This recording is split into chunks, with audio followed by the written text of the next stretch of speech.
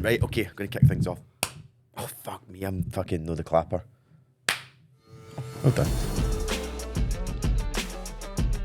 Okay, so this is podcast number 1 for the Young Entrepreneur Society. Yes. So last week we were literally talking about we should be doing podcasts together, but making it so different from any other podcast in the sense of just having a conversation, a chat about life, about business, about all things making money, cars. We're sitting through our office there talking all things cars, and you're sitting there going, this should be a podcast, you know? Yeah. So I guess that what we're going to do on a regular basis is each week we'll just be dropping some stuff. And we'll be posting this on YouTube. We'll get the clips cut up and stuff to put out across social and things as well. And yeah, we're creating a movement with the Young Entrepreneur Society. So why don't we start off talking about that briefly, and then let's just get into some chat. Yeah, for sure. So for those of you that don't know what the Young Entrepreneur Society is, I hope if you've been following, you do.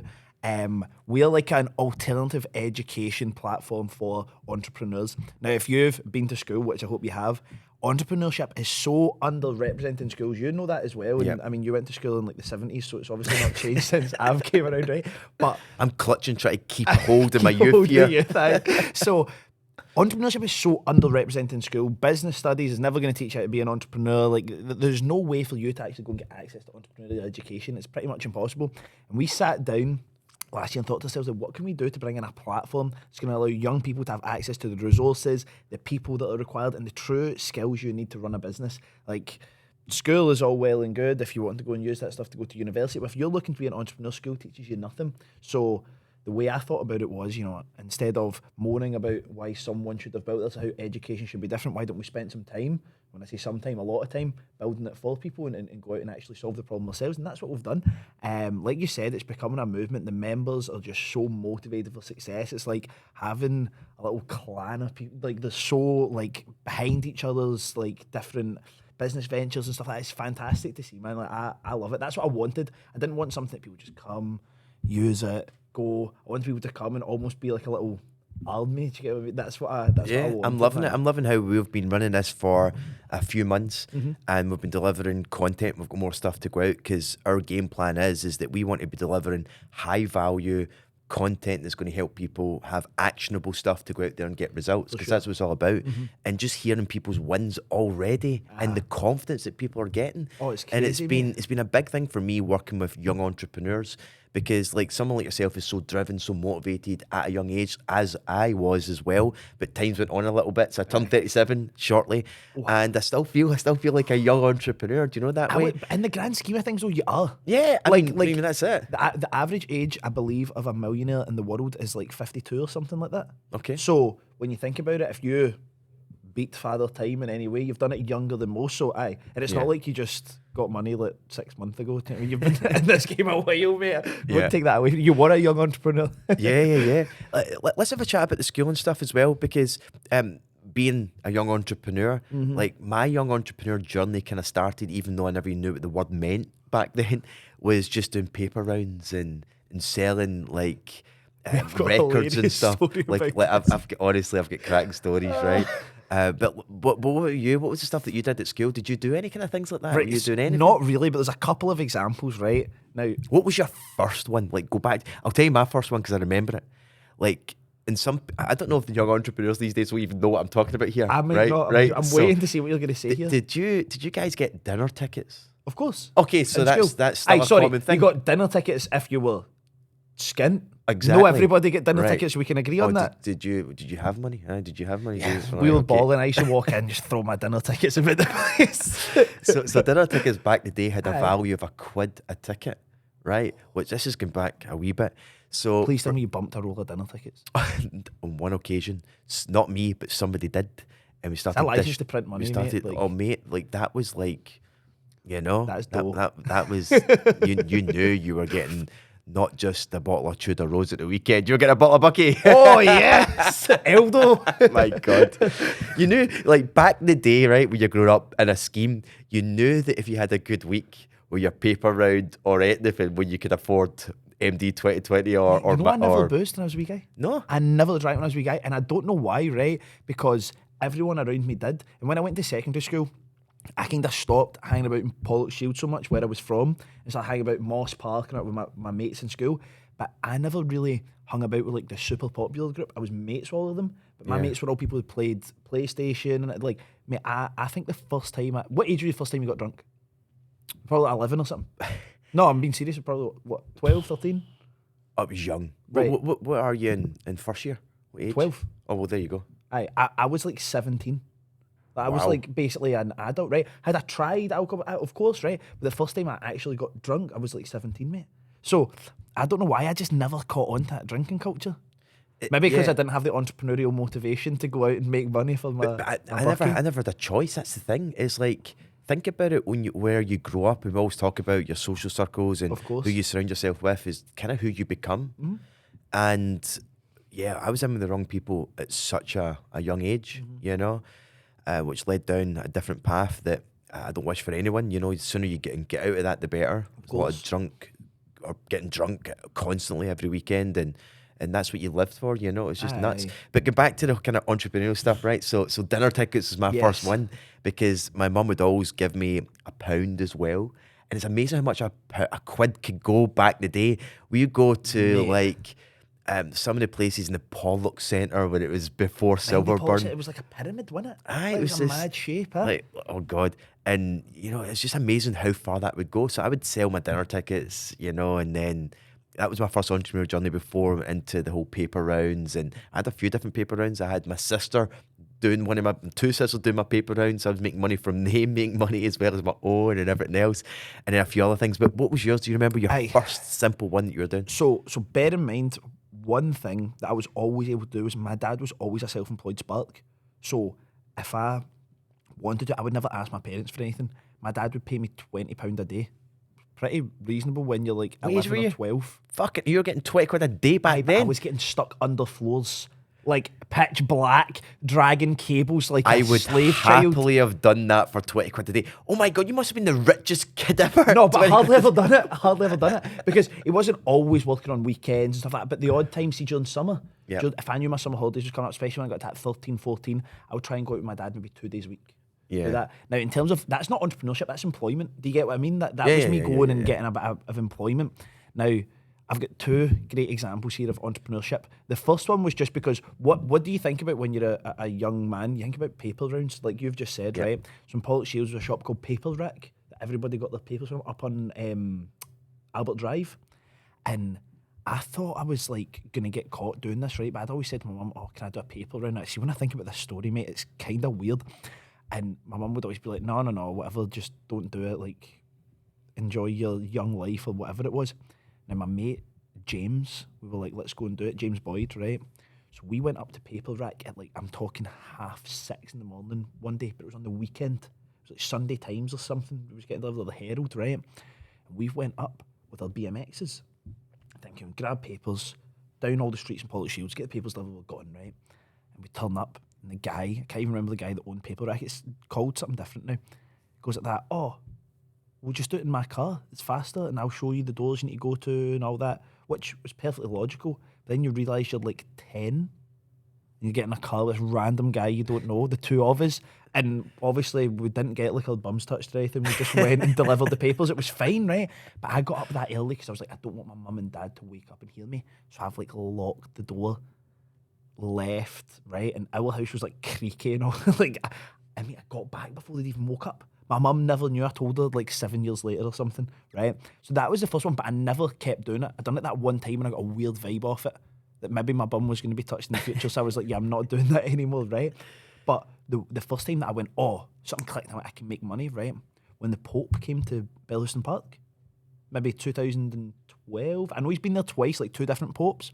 So the Pope went to Belliston Park, and you know, people are selling programs and giving away magazines and all that, because it's a huge event, right? I mean, it wasn't anything to me, but in terms of just that religious movement, there's so many people there. And there was a guy that was a Jehovah's Witness, which is a bit odd because it's Catholicism. He was giving out these free Jehovah's Witness magazines, but on the front there was like a photo of the Pope, right, which was quite interesting. So I was like, okay. And I said to that guy, I said, how much are these? Just out of curiosity, because I wanted one. And he goes, oh, they're free. And I said to, I think the guy was blind, which makes this story worse, right? I said to the guy, I says, I'll help you give them out. Me, my mate Andrew Ramsey, my mate James Cochran. And he goes, yeah, okay. So we took a You know, they get the plastic bands that go around Yeah. sharp, those things that hold Yeah, the yeah. magazines together. We got a pile, 2 of these each, right? Drag them down to different gates at Bella Park, all on like Moss Park Boulevard, right? So Andrew's at one end beside Dumbreck High Flats. I'm in the middle. James is at the end beside the sports centre. And people were coming up because there was a photo of the Pope on it, and people are so motivated to see the Pope, and they're so charged up. They're not reading and seeing it's Watchtower, Jehovah's Witness magazine. They just see a photo of the Pope. And I just decided I'm just going to start asking for £1. So I just started keeping my hand out and giving these magazines, and people were just whacking money, man. Now, I was saying at the start, a pound. Some people were dropping £2, because they feel good. Like the Pope's there, that's a massive thing for them. It's such a huge event. They drop a £5 and all that. Mate, I think we must have made, don't know, like 50, 60 quid each. When you think about it, at 2012, I'd have been like 14 or something like that, 15. Yeah. So I was like, this is like mega. But that was the first time I'd had a click and go, oh, I've had an opportunity that I've went and made money from. Yeah. The rest of them was just me going out with my dad and try to catch Yeah. wee labouring shifts here and there. That was basically just having a job, really, wasn't it? It's like, Yeah. I remember my most creative one. right. You're going to have a laugh at this, right? Is it legal? Oh, yeah. Oh, right, cool. Oh, yeah. Cool. I mean, can we talk about the ones that are not legal? That's the thing when you're growing up in a scheme, though. It's very easy to get caught up in a lot of bad shit. That thankfully, and I tell the story a lot all the time about my mum being Mad Liz, right? That kind of stopped me from really Great bath bombs, by the way. grandma's Real good. gifts. Grandma's Just- gifts. yeah. Shout out Grandma's gifts on the bath bombs, baby. And yeah, so she kept me kind of from really going off the charts. But this was a cracker that we used to do. So do you all remember Penny for the Guy?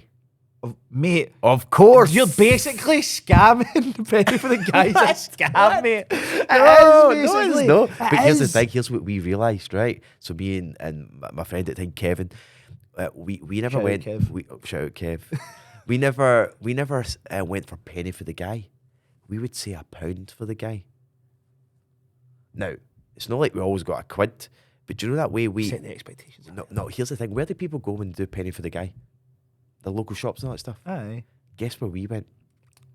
Don't know. We went outside of Darnley Sainsbury's. Oh, was that there then? Aye. Really? I thought Aye. that seemed that bit where the petrol station is. Yeah. It's been I here for thought- fucking Mate, ages. I thought that was like 10 years old. I can assure you I wasn't doing it in my 20s. But I wouldn't put it past you. I wouldn't put it past you. Standing with your Urus in the petrol station, £1 for the guy, please. Mate, but here's the thing. Think about it. Like, why would you do it outside a shop where you've got less foot traffic? Do it as a supermarket. Supermarket where As you've the got governor, you more get foot smashed traffic. about by the government Honestly, trips for like sure. we literally made a fortune. When I say a fortune, I'm talking about 100 quid a time. What? Over. Exactly. 100 brick? Exactly. What? Because you were there for a couple of hours just racking up, taking, coin, and then that was it. You were, paying for a taxi. Paying for a taxi that is disrespectful. to head That back is up the so road. disrespectful. Honestly. That's unreal. Was that when you had to go inside and they had the landline just for taxis? Exactly. Supermarkets, you phone the go in, landline. yeah. So that was crazy. Getting a taxi, that's like spitting on the people that gave you the money, mate. Getting a taxi. Uber luxury, please. And I think for me, it was always like try to do things that could kind of make you money and get creative and things, and quite early on as well, I get into, it must have been a big thing, getting a set of decks and get records and all that stuff and go up to 23rd Precinct was the name of the record store in Oh, right. Glasgow. And then you'd go up there and you would get all sorts of records, happy hardcore, house, all that kind of Oh, stuff. yeah. And if you got up there, you could get certain records and stuff. And I remember saving up money to buy some of the best record collection from a couple of other guys that were quite good DJs and all that stuff back in the day. And then I had a great collection, so you could sell records quite a bit, Really? So just trading records, selling things, everything else as well. And, just anything that you could be resourceful with and making money. Because from a young age, I saw people who had money. Do you know what's crazy about this just now? See, nowadays, what I see when you see people who this is not for everyone, especially not this audience watching this kind of stuff here, but I see it a lot, that those that are successful nowadays in business or whatever it may be, it seems to be a narrative of yeah, they don't pay their taxes, they rip people off, they're scumbags or whatever. It's crazy. But back then, if you saw people in Dragon's Den, or you saw successful people, or you saw people in nice cars, it was never that. It was like, oh my God, I wonder what they have done and what did they do to get that, and asking them questions. And they're almost like mini celebrities, if not celebrities. So for me back then, I would see anybody who looks successful. And again, when you're a young person, you think about the cars that they drive. Of course, You think about the trainers. houses they live. Aye. You know, you think about all of that stuff. And this is why, for me, at a young age, is like getting around, you know, going to places, like just, even long before I had a car, just walking around, seeing the big houses in certain areas and just sitting there going, Even, wow. like, you forget how low you set your bar as well when you're like younger, right? Because when you're from somewhere that is not that good, somewhere that is slightly better is like a world of difference to you. Yeah. So you're not actually, like, you wouldn't even have imagined or been able to visualise, for example, the house that you live in today. Like, I know, it yeah. almost, houses like that didn't Wouldn't have exist. even made sense. Yeah. They don't exist. That's what you would get. You'd be like, oh, that's where a movie star would stay in Beverly Hills. Do you get what Yeah. I mean? Like, that's what you would think, right? And it's funny because I know for a fact, I bet if you were in Pollock, you were probably going where? Like, Crookston, like, or at the Paisley Road West, there's nice bungalows there, some sandstones, houses that are nice, but, and I don't say this to take away from how nice the houses are, but in comparison to where you live now and the kind of the places we've seen in the world and the hotels we've got to stay and all that kind of stuff, it's decent, like, it's good, but it's not like hyper. We would have thought those people were like millionaires, you know? Yeah, we were chatting this about cars. Aye. Because here's the thing, right? So when I'm, like, there was just, this happened literally only a few weeks ago. I'm in the Bentley, I'm driving along, and I see another Bentley. It's just coming up behind us and going by. Nice. And because I clock it in the mirror, and it's got that kind of mean type look, right? Looks like a Especially with the shark lights at the on. front. Yeah, and as it just went by, I'm looking around going, oh, that's a stunning car. And I'm like, I'm fucking driving the exact same car. It's like, hold on a wee minute, where do you Yeah. lose that or what? You get Because so it- desensitised. Yeah, because it becomes your norm. And you were saying that about driving like a big, like the S-Class and stuff Yeah, at the time. before and I it's, sold it, Yeah, aye. yeah, yeah. Like, it was so Because you're weird. obviously getting the roller, which is a big bus. Yeah, you know, yeah. it's like, oh my God. That's the thing that's so funny, right? So obviously some people might not know, but I bought like a Rolls Royce Ghost, right? It's like Cadbury's purple, lovely car. Now you get the Ghost extended wheelbase, the same when you get the Phantom extended wheelbase. This one isn't an extended wheelbase, thankfully, because I've got like these two like sandstone things to get into my drive. I honestly don't know if I could turn it round because it's that long. So I'm glad I didn't get an extended wheelbase because it'll be easier to get this in. Now, it's funny because that was like such a huge step for me. Average age of a Rolls Royce owner is 58 years old, right? I'm 26. So it's less than half. Average age of a McLaren owner is actually only 33.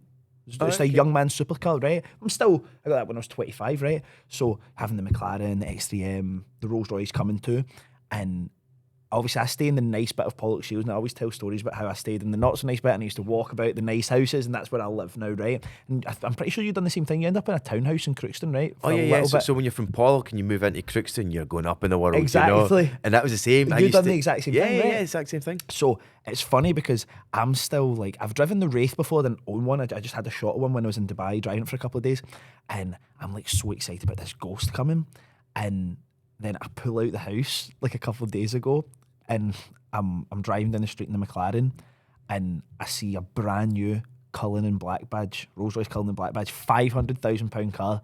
And I don't look at that and go, oh, my Ghost is rubbish now. I look at that and I go, mate, nice Respect. one, that's sick. It's got the 24-inch Forgiato wheels on and all. It's unreal, right?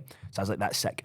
Drove it away. And then yesterday, I'm pulling out the house and I'm still excited about my Ghost. And this old couple across the road were taking delivery of a 2017 Phantom extended wheelbase. The biggest motor car you can get on the road, right? Unless you get a Maybach Pullman. You ever seen a Maybach Pullman before? Yeah. Mm-hmm. The Pullman's massive, but they're like impossible to get, right? So these guys with the Rolls Royce fan, I'm looking at it. And it's funny because I'm looking at the front. Every Rolls Royce, the front is very similar. Whether you're the Wraith, the Ghost, the Cullinan, the lights are very similar. And I'm looking, I'm going, whoa, that car is huge. Then I forget, like, I'm going to be in a car that is not too dissimilar a size, because you do get so desensitized to it. I'd be in my S-Class and someone would go past me in an S-Class and I'd go, fuck, that's huge. But But I had the L, the S350L, so it was the longest one you could get, minus the Maybach.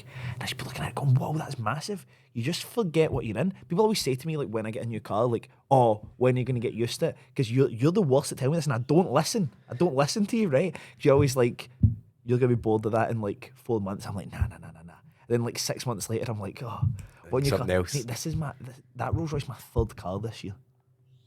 The McLaren Let's tell through the cars. You've got the McLaren X3M X3. competition, which is by far one of the best cars I've ever owned. Yeah, I really like it. And the Rolls Royce Ghost. The Rolls Royce Ghost. So here's the thing about cars. I want to talk about this from an educational point of view, especially for those that are watching, or young entrepreneurs, or anyone, as a matter of fact. So this is the funny thing when it comes, right? Like, for anyone who goes out there and buys a car cash are utterly fucking stupid. You know, I bought that Rolls Royce. You never bought that cash. I bought it. Yeah, I bought it. Let me repeat what I just said there. Right? Let me just repeat what I just said there. I'll explain in a second. Now, I know where you're going to go with this, right?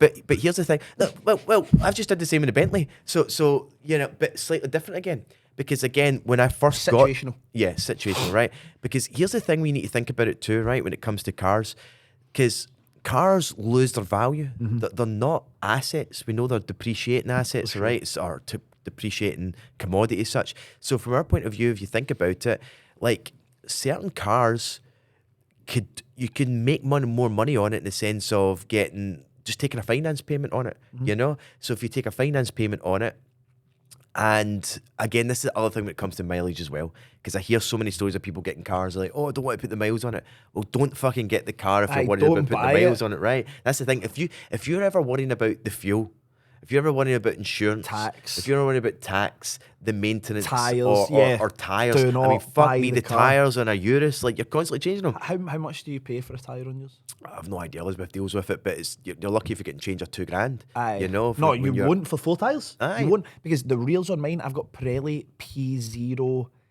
XL MC silent courses. See, as soon as a tyre's name's that long, you're fucked. Yeah. 525 quid a tyre. Yeah, so that's the crazy thing. So where am I going with this, right? So going buying something cash is not good use of money, because if you think about it, like, what you should always be thinking about with your own funds is cash on cash return, looking for opportunity. So let's say you take that money, you go and throw it into a car, 200 grand car or 100 grand car, whatever, 50 grand car.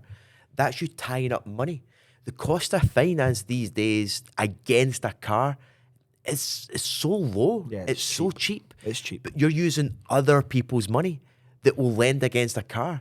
And again, if it goes down a little bit, it doesn't really matter, because the reality is you're not tying up your capital. So if you've got cash there, especially if you've not got a lot of it because you're going all in on a car thinking you need to buy it cash, then you're depleting your cash reserves. And that cash reserves, you should be thinking about, what can I put that into? What opportunity? Where can I invest that? Is it property? Is it into buying some stock at wholesale that I can go and sell at retail? You've got to be thinking about cash and cash return. And I always talk about people who are looking to get cars, is if you want the fancy cars, the nice cars, the sports cars and all that stuff, and I get that. There's an image thing. The people want it. Why not? I get it. But at the same time, you should really only be going for those cars when you can afford it, you know, and ideally when your investments and your assets are able to pay for it as well. But those that go out there and just, you know, buy things cash, you've got to look at your situation. That's not good use of money. Cash on cash returns is what you're looking for. You know, one of the things I always say as well, if you love cars, you're always going to want to have multiple cars. So we were talking about this earlier. People need to eventually get out the mindset of what car do I want and turn it into what cars do I want, right? And then there's people who do that with planes. It never stops. Like, there's a next level for everything, right?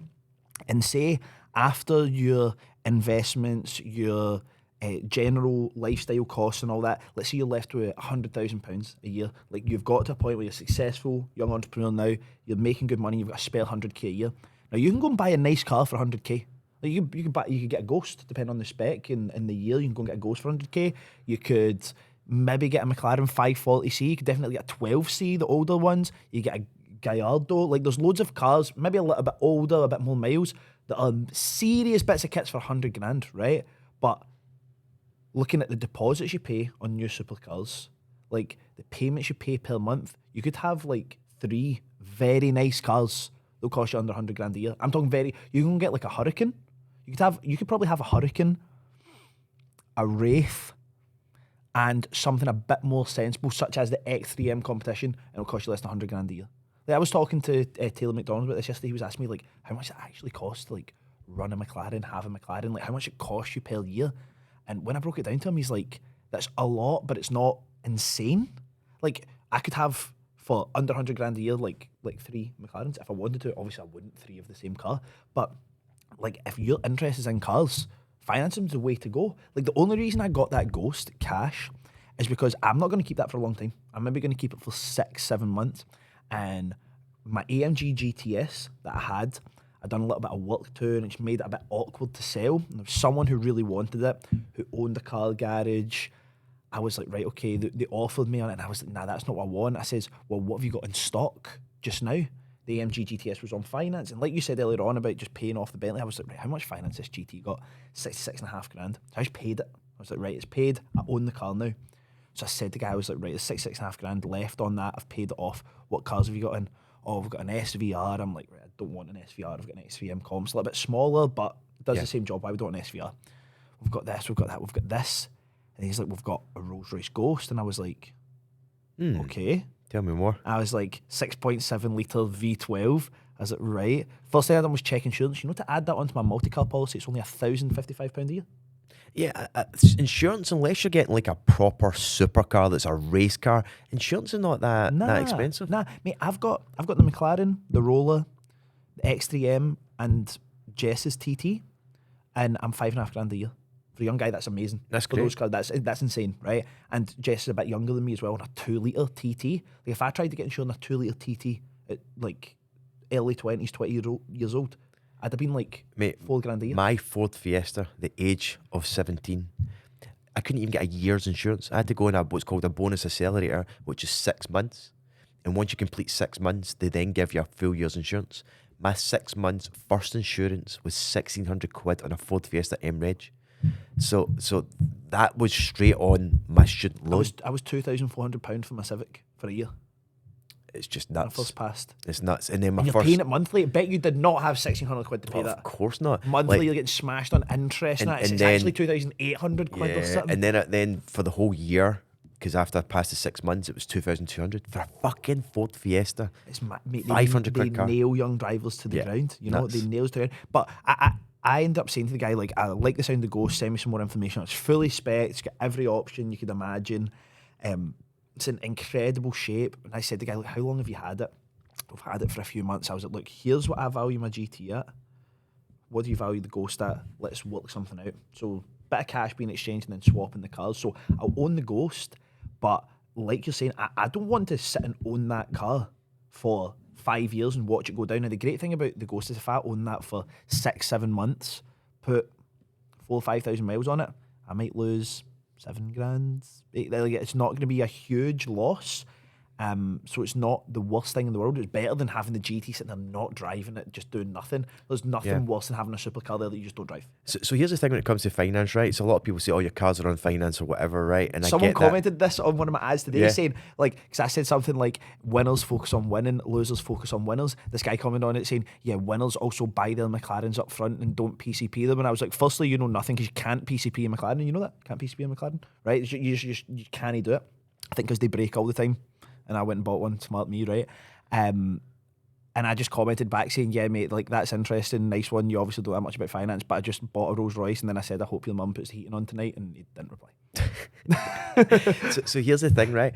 You first got to have the income, right, to be able to get the finances. This kind of idea that people are like, hold on a minute. Over 300 grand of car finance. That's like 2 times the average cost of a house in Scotland, and people are saying, you only get them because you're skint. I'm like, mate, do you know how much money I need to make to have those cars? They check my bank statements and that. Are you mad? Yeah, no, it really is crazy. But here's the thing as well, right? Let's say like you just get let's say you get your up and coming and you get your income to a certain level that allows you to get like a supercar or whatever, like a high value car over 100 grand or whatever, even though you can get some great cars under 100k, right? S3s, A45s, not amazing cars. So as soon as you're able to get one, right, the good thing about it is because you've been able to get it, you've got the affordability, you can show it, then a sensible thing is to swap that car every year or two, Because now that you've got the finance, it's easier for you, and providing you maintain the payments. And of course, please don't go and do this if it's going to put you in a situation where you can't afford it. You should not be getting the car in the first place. Work harder, make more money, right? Get disposable income sure. to then be able to do that. And the reality is, though, you can swap a car every year, every 2 years, and sure, you're losing some, but not a massive amount. But because you're able to get the finance, it's easy for you just to rotate a finance product to the next one, to the next one, and the next one, and you'll never go back to driving cars of anything less. So that's why it's a good thing. Plus, it allows you to keep on building up your cash, not buying something cash. Going back to what I was saying earlier on, putting that cash on cash return to build your business, to make more income.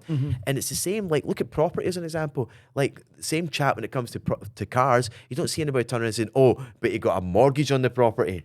You know, you never bought it cash, you can't have money. It's actually the opposite, I find. People who would roast you for having a car on finance, like when are the same people that would say, oh, I own my house, and I could technically turn around and go, pretty sure some type of financial institution has a charge on that house. I don't think you actually own it. You know, that way, like, it's picking at different things, but like nobody ever says that.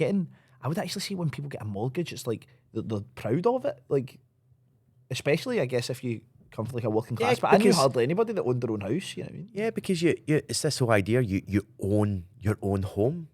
And by the way, like, on that as well, like, no one should feel like by renting somewhere that's an issue either. Yeah. Like, I rented for such a long period of time. There's nothing wrong with that. You know, arguably. I still do. Yeah, like, and arguably, and I stay in a fucking nice house. Yeah, but there's nothing wrong with it at all. Again, I can fucking afford it.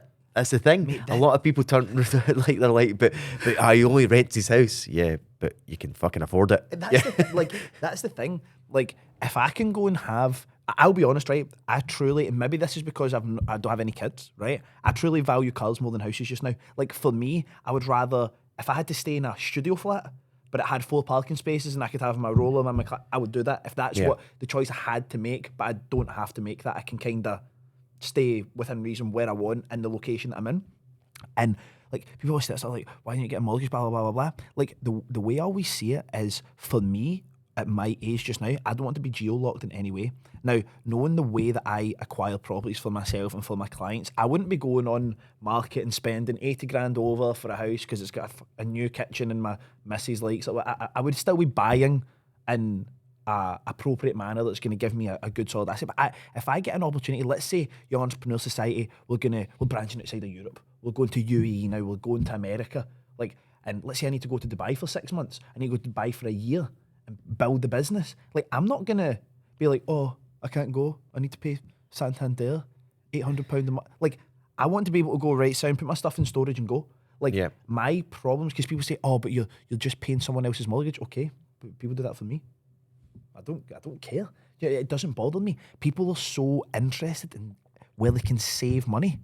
I am honestly not in the business of saving money. That doesn't mean if someone goes, you can have this thing for 100 quid, you can have the exact same thing for 110. I'd go, yeah, give it for 110 for no reason. But I'm in the business of making money and investing money. I'm not really save. I'm not. My dad will drive from Pollock Shields to Costco in Silverburn and Springburn, because the fuel is like 5 pence per litre cheaper to fill his car than go to the Shell round the corner. And I'm like, how little do you value your time to drive there? Yeah. Do you get, like, I'm not here to save money. Yeah, no, the time thing's crazy because most people are conditioned to exchange their time for money. So they're hunting for bargains and everything else. Like, think about it. Like, Amazon, to go and buy stuff on Amazon, it's not the cheapest place. No. Right? Because convenience. It's convenience. It's time. When I want to buy something, I'm on Amazon, boom, boom, boom, done, ordered, it's going to the house. I'm not sitting there searching online trying to find the best deals. In fact, I hate shopping. You know me because you kind of take the piss a lot. Yeah. I'm a simpleton when it comes to clothes. I've got Remember the that time same. you bought a Gucci jumper and then literally looked at it and But sent it back? it was the most basic one, and I looked at it and I went, it looks quite nice. It's kind of got a red colour, quite suits some red, and it came, tried it on, I went, nah, that's going back. I'm sticking to my plain stuff that I like and enjoy and everything else, you know? Like, I'm the type of guy that when I find a pair of trainers that I like, I will continue to buy that pair of trainer every fucking year. Do you know that way? I'm like that with 95s. The Air Max 95s, I always have them. Like, always have a fresh pair of 95s just to, they work with joggies, they work with everything. They're just your go-to every day. I honestly like waking up, going into my closet and going, I'll take that. So I've got multiple of the same stuff that I like for comfort and everything else. And it's just, for me, it's convenience, it's quickness, it's no, not trying to look good for anyone else. Of course, you need to look reasonable and smart. And your everything, clothes and, aren't dirty or whatever. Like, it's just... Yeah. Let's have a wee chat about this. I think this will be good for people listening in terms of the whole saving or going out there and being more proactive in making money, because I don't know anyone, not a single soul, who's ever saved themselves to becoming a success in making money. It just doesn't happen. Inflation erodes your savings, and more importantly, like, you're not getting those types of returns sitting your money in the bank. Yeah. And it's demoralizing. Like, how much can you save? Like, if you actually ask yourself that question, how much can you save on a monthly basis? Most people are so over leveraged that don't have any savings. They're stuck in their overdraft, or they're stuck on their credit cards, or they're having to take out loans or store cards and everything else. Like, you've got to get control of that. That's an absolute must, because if you don't get control of that, then you're in this vicious circle that you're never going to get out of it. Your first steps needs to be clearing that shit and getting a healthy relationship around money. And that must mean that you need to stop overspending. It might mean you need to go back to zero by getting rid of shit that's just draining you. But you also simultaneously need to go more on the offense.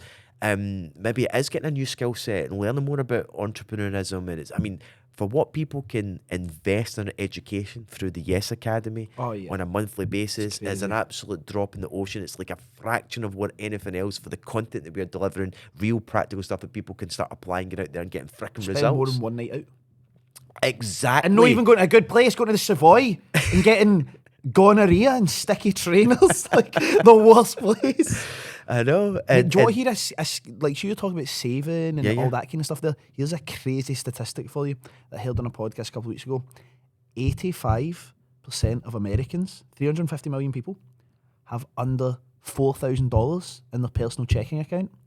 And 94% of those people have under $1,000 in their checking account. Yeah, that's like 300 million people with under $1,000, and one of the biggest economies in the world. I'm not even surprised by that. No. When you think about it, it's shocking, but it's not surprising. Yeah, it's like, see, any time when my mum had money, like whatever happened, like, it was normally when she was getting a loan from Greenwoods or the Provi. I was going Provi. I was going to say that, but I didn't want to. But as soon as she used to send me to the door until I'm not in, or send me to the door where I'm like 5p's and 10p's and everything else, trying to pay for me a £16, whatever needs to be due that week. Or I always knew when we come in, we would have a new hi-fi or a new TV or something like that. Probably ticked for curries. Ticked for Crazy for those Georges. Who don't know what tick is, it's finance, Scottish word for finance. Yeah, finance by Crazy Georges. What's Crazy Georges? It was like an electronic shop? Yeah. I don't know if they're about, doubt it, because they were literally loan sharks. And I remember the hi-fi was £100. They wanted £300 back. Like, fucking shit, that was kind of what it was like. And I remember coming back with the hi-fi, and it was gone. And I would hate my mum and blame her for everything. It's just because she couldn't afford the payments. They came and took it, So that was our reality. Anytime that my mum had money, and most people can relate with this, as soon as money came in, it would be a takeaway. You would spend money on some stuff. Yeah, you would down to Global. Global Video. Global Video. Yeah. I'm not getting one, I'm getting four. I'm like, we're really doing a marathon this week. It's just nuts. Money habits. So saving's not the answer. Absolutely isn't. No. And then the question is, well, how do I get out of the mess I'm in just now? How do I get more disposable income? And it's never about lack of, it's about being resourceful. Like, you need to start where you start. There's so much free resources out there, it's unbelievable, but most people are just bouncing from one thing to the other, and that's not a bad thing when you're young, because you're trying to figure out what lane do I want to go down, what do I want to learn, what do I want to... Changing careers and all that kind of stuff. You're thinking about different stuff. And then society starts to label you as something, your peer group around you are trying to tell you to go and focus on, getting a career, getting a trade, or whatever it may be. And if you're a misfit, and you feel that that's not what you want something else, and you're destined for more than life, then, you've got to go searching a little bit. But the thing that every single person needs to do until you find out what it is you want to go and excel in, or actually choose a lane, is just personal development. Working on you as an individual. Because if you can become more confident, that's going to have a knock-on effect in other areas of your life and how you show up. Because people are not born with confidence. No. That happens by getting out there and feeling not confident about something, but being prepared to stretch your comfort zone, being prepared to get into a different network, meet different people. We just had an event over the weekend there, and we see it all the time when we run our our events to our young entrepreneurs is that they all feel uncomfortable coming to a room of other people. And we've got some we had a couple of 16, 17-year-olds here at the event the weekend, and they were coming up to say, look, I'm so nervous to speak to you, but I just wanted to say hello, and I'm so grateful for this stuff here. Like, I get that, because I remember going to an event at 19, my first ever property event. It was an American company that came to the UK. And I remember walking up to the Radisson Hotel already thinking that I shouldn't be here. Like, I feel like an imposter. Like, who am I? I'm 19, and why should I be here? Why should I be here? It would have been even worse then than now, because you have social media. You didn't see that there were young people that were successful that existed. None of your peer group would have been successful. Yeah. I mean, there's much more younger people getting involved in business, entrepreneurship, property, and all that stuff nowadays. Back then, property was primarily 95% like older males. Now it's much more diverse. A lot of great females coming through and everything else, which is great. But for me, going up to I walked up to the table to register, and I said, I'm just here for the event. And she went, oh, okay, I'll check in a moment, but where's your parents?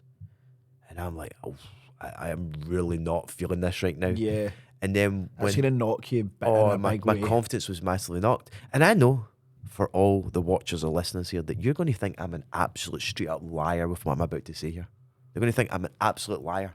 Paul, why would you just lie to my face, right? You're going to think that. You won't believe what I'm about to say. You won't believe that when I was in my younger ages, in my late teens, even into my early 20s, that I found it difficult to get the ladies. No I know, way. straight up lie, right? What? Because I was so socially awkward. I couldn't look another girl in the fucking eyes. Another girl? What? Are you Another a girl. I could look another woman in the eyes. I could look. Hey, these days you can be anything you want. Yeah, true. That is true. I couldn't look at another girl. I couldn't look a girl in the eye. Like, if I just looked at her, I'd be so socially awkward and everything else.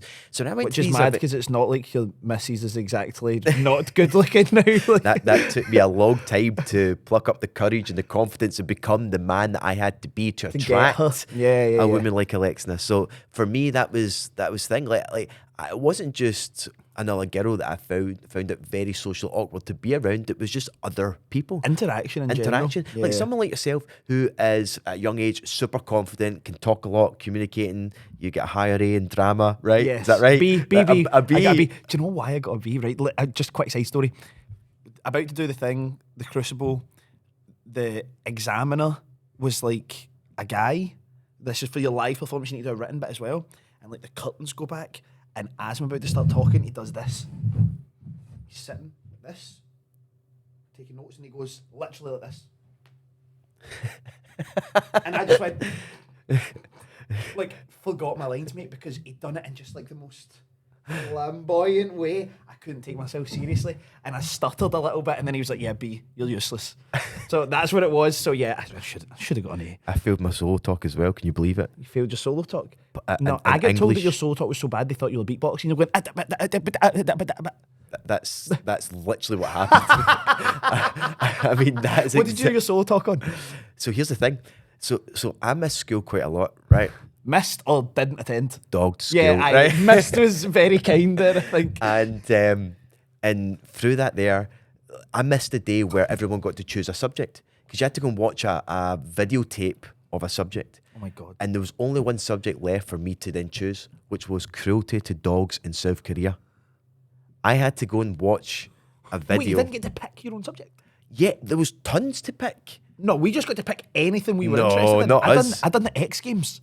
Well, that'd have been fucking cool. I mean, me having to sit watch dogs getting fucking like, it was horrific, and I had to go and do a solo talk on it. So no wonder I was beatboxing when I fucking stood up to Mrs. Burns, who fucking ridiculed me. and here's the thing, one of my mates as well, wee Joycey, right? He's sitting in the front, taking the piss out of me, doing a wee funny look and everything, and I'm sitting there looking around everyone in the fucking class looking at me, and I can't even speak. Words are not coming out. Like I'm stuttering away. Like, honestly, it was so embarrassing. So yeah, I failed my solo talk in English. I was Confidence is built for some people. yeah, and here's the thing when it comes to confidence, it takes you takes you trying to just get some little wins under your belt and feeling uncomfortable. And I respect those young lads that come up to us over the weekend that were saying, look, this is a big comfort zone stretcher for me. I felt so uncomfortable, you know, and it's like I didn't want to speak to other people and everything else, because I felt that. I've been there. But the fact that they made the decision to just go, To do it. pull the trigger, is just amazing. And I think for me, at such a young age, and put myself in awkward situations that I did not feel comfortable with, is what builds your character up to be more confident and stuff, because it goes back to everything you're saying, isn't it? Like, you know, it's this kind of idea of living in a bigger home or having a nicer car.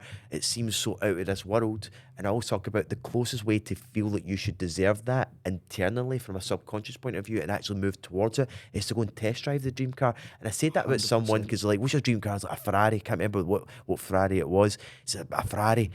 And I was like, well, go and test drive a Ferrari. And he's looking at me as if I'm stupid, going, well, how am I supposed to? And I get that. Like, if you go to Ferrari, they might turn around and go, no, you're not fucking getting this right, or whatever. You get supercar days at like Knock Hill. Like That's exactly what I was going to say. Boom, boom, boom, so, nice. so go to Knock Hill and race a Is it Ferrari. 150, 200 Yeah, quid? yeah. You get So I remember you get to someone... try 3 supercars or something. The one that I did, because I got it as a gift back in the day, I can't remember what type of Ferrari it was either. And you go around in the, what was it, the Seat Ibiza or something like that? No, it's a Cupra. Is it a Cupra? 'Cause Yeah. I done it. Like, I done a thing called teen drive there. So when you don't qualify, you're not old enough to do driving lesson, you go and do teen drive. So I didn't, it was, the time you done it was probably a Ferrari 360 Modena. Yeah, that's what they exactly had what it there. was. It was a 360. So you go around in the Cupra, whatever it Yeah, is. the Cupra's fast, by the way. Yeah, no, it was good fun. And then you get a few laps in the Ferrari. But just going through that, feeling the gear change, putting the foot down, Was it arguably... gated manual? Was it the manual. manual with the gate in it? Yeah. Oh, Yeah. And you need to kind of force it into the second gear as you go in certain corners and stuff like that. But I've got it on camera and everything else. Oh, wow. And I was kind of nervous as fuck driving it. Do you know that way? Well, if you But- crash it, you're thinking. I know, I'm but you've got bankrupt. the guy next to you, haven't you? That's your co-pilot telling you when to push and everything else. And I love that. I get such a buzz out of it. And it's like putting yourself into those kind of experiences that you can do it. Like, sure, if you can't go and test drive a Ferrari in like a Ferrari garage, then go and do a racetrack day. You know, the more that you can experience it and feel those things, the more that it becomes something that you will subconsciously want to move towards. That's the thing. Like, if you don't have, imagine the London Marathon, right? Now, when you're training for the London Marathon, you know exactly how long it's going to be, but you're going to get a map. You know the route that you're going to, that it's all fenced off, you know where you're going. Imagine the London Marathon was just a bunch of people in the middle of London. Somebody shot the gun and they just ran in different directions. And you would hope that you would eventually turn around the corner and go, there's the finish line. Like, just because you can run 26 miles, whatever a marathon is, doesn't mean you're running the right path or whatever. If you took a football pitch and made the goals invisible and put them on random places around the line, it would just be a bunch of guys kicking a ball out, hoping it was going through the goal. Like, if you don't know where your destination is, you don't know how to get to the thing you want because you've never touched, you've never experienced it, you've got no, like, roadmap to get there. It's nearly impossible to find that thing. Like, and I've been the young guy, 20, 21, driving the worst cars you've ever seen, parking them round the back of a garage so that nobody knows that I was there, walking in my shorts and flip-flops and t-shirt and asking to see Bentleys, asking to see this and that. I couldn't have afforded to replace a button on a Bentley, to put a tyre on a Bentley. Probably couldn't have put a part worn on a Bentley then, but I had to get there. Like, I had to brass neck it. That's exactly what it is brass necking it. Just going in and going, oh, can I see the Bentayga, please? Really? Yeah. Oh, okay. You just command that bit of respect. You just have to double down, yeah. And then you sit in it for a second and you go, wow. And I was never going to get to test drive it, but I had to sit. How am I meant to know how that feels? How are you supposed to get excited for something you've never experienced? Imagine I said to you, Paul, what's your favourite dinner in the world? You goes, lasagna. I love lasagna. Oh, really? Where have you had the best lasagna you've ever had? Oh, I've never tried it. I just think that's my favourite dinner. What the fuck are you talking about? Like, you cannot be motivated by something that you've never experienced. Yeah, this is the thing. It's all about levels to certain things. I remember, look, I was traumatised with wine growing up. Like, think about it. As in when you're underage drinking, right? Because you're drinking the cheapest shite. Echo Falls, it's like paint exactly. stripper, isn't it? Oh yeah, it was a bottle of Tudor Rose for £2 out of Tesco. Oh my god, it was awful, disgusting. Like the most. So I was traumatised by wine. And I remember being down in London, and I'm in my late 20s. Because remember, like after I grew up, I was like, yeah, I'm not touching wine ever. Like anytime I was out for a dinner and people would have wine, I'd be like, how I've been weird in is that? situations with you where I could say that that's no true. But in my Is this the rebirth of this Paul is the rebirth. McFadden, So the I wine remember connoisseur? being, because I love red wine now, but it's a difference because I was traumatized thinking all wine's the same. Even when I had a little taste of a 10 quid, 20 quid bottle of red wine, I'm like, oh, this It's is like vile. balsamic vinegar, Yeah, mate. I just couldn't understand. I was like, how can anyone have an acquired taste for that? I remember being in my mid-20s and I was down in London. I was with a bunch of mates and they were buying a couple £100 bottles of red. And I mean, you've been in days where you've been out and you're dropping a couple £100 in all sorts of different bottles, right? But in my head, I couldn't comprehend why they were doing that with red wine because I was so It's gonna traumatized. taste like shit And this in whole your head. story came up, and it says, "Look, try this, Paul." Right, and it was a proper show. It was a Michelin star restaurant. You know, the wine connoisseur comes Was out, it in the pairs up, carafe thing yeah, and they pairs spin it up all the around? food Yeah. and everything else. Tells you a bit of story behind it. It's like try this, like smell it. And I'm smelling it, going, oh, okay, it's fine. And then try it, talking you through it, how to actually have the taste in your mouth. And Not I'm just downing it. yeah, yeah, like on your nose. Aye, exactly. It's how you drink it. I know how you Sometimes. drink it. So I'm sitting there trying this, and I'm like, shit, this is good. Hold on a wee minute. And it's from that day that I started looking into it. And then I started getting, it's not like you have to go and buy 200 quid bottles of red wine because you No. don't. Like, my thought process of buying a 200 quid bottle of alcohol that you're just going to down is just like, still can't even comprehend it, right? It's just like stupidity. You know, it must be the poverty mindset in me from my younger days. For sure. You've still got some shackles to be released Yeah, from, I yeah. think. Because it's a bit like designer gear as well. In my head, sometimes. Yeah, you're still- But designer gear that's just got Gucci here. In my head is like, why the fuck would you pay Gucci 500 quid for a jumper to advertise on their behalf? In my head, I can't comprehend that. You know. Anyway, let's not go off track. So. Plus it just doesn't even look nice. Anyway, so then I started getting really nice bottles of wine, and I love a great bottle of wine. I really do. And it goes back to what we're all saying here. If you never go and experience and try something like fly first class, like imagine you can't afford it and you're always flying economy. And at one time you save up or you go out there and you do a deal or whatever, and you Yeah. go and fly first, which at the time probably doesn't make sense. I will guarantee you that you'll find it difficult to go back to fly economy. You'll have to go back and fly economy if you're still flying, and you'll be like, I need to go back to fly first. I need to go back and, to fly business. Why? Anger and frustration's a great motivator. But because you want that experience again, you really do. So let's bring this our first podcast to a close here. I think this is good. We could talk for ages, but we're know. definitely going to be doing a lot more of this. So again, just a week recap. So for those that may be watching this or listening to this, we have got our Young Entrepreneur Society. We've got our Yes Academy, which we want to help younger people. Hey, I'm 37, so hey, we're all young at heart to, get started in their entrepreneurial journey, whether it's in business, whether it's in investing, whether it's just getting personal development. We've got some great products already that you can access and get, start learning and getting applying in your business and your life just now. And we've got so many great stuff getting launched in the coming months as well. So Richard, your thoughts on it too? Yeah, so we are relaunching for membership intakes for the Yes Academy on the 1st of November. That's going to be our next intake. And look, we don't really accept average in the Yes Academy. That's like what we're against. If you're someone, that's me just being honest, if you're someone who's like, oh, I could do with an extra 100 quid a week, an extra 200 quid a week, this probably isn't for you, to be honest. Like, we are looking for people who are wanting to add an extra zero onto that. How do I make an extra 10 grand a month? Like, we're aiming for 6-figure entrepreneurs minimum, absolute minimum. I was able to achieve through the systems that Paul taught me a 6-figure income inside my first year as a property entrepreneur.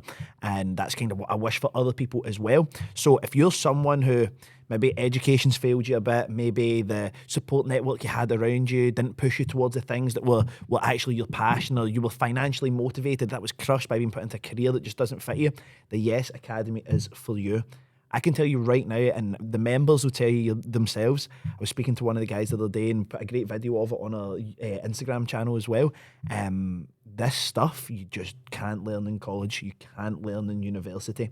If you want to go and be a brain surgeon, unfortunately, we're not going to be doing anything about that in the Yes Academy. If you want to go and you want to make fucking money, whether that's to donate to your church or mosque, whether that's to drive a Rolls Royce, whether that's to wear Patek's, fly business class, do whatever, then the Yes Academy is what The you need. place to be. Yeah. Nice one. Good stuff. So we'll be back for our second podcast. I'm going to enjoy Yes. doing this. It's good. It's good, man. It's good. Nice one. Brilliant. Cheers.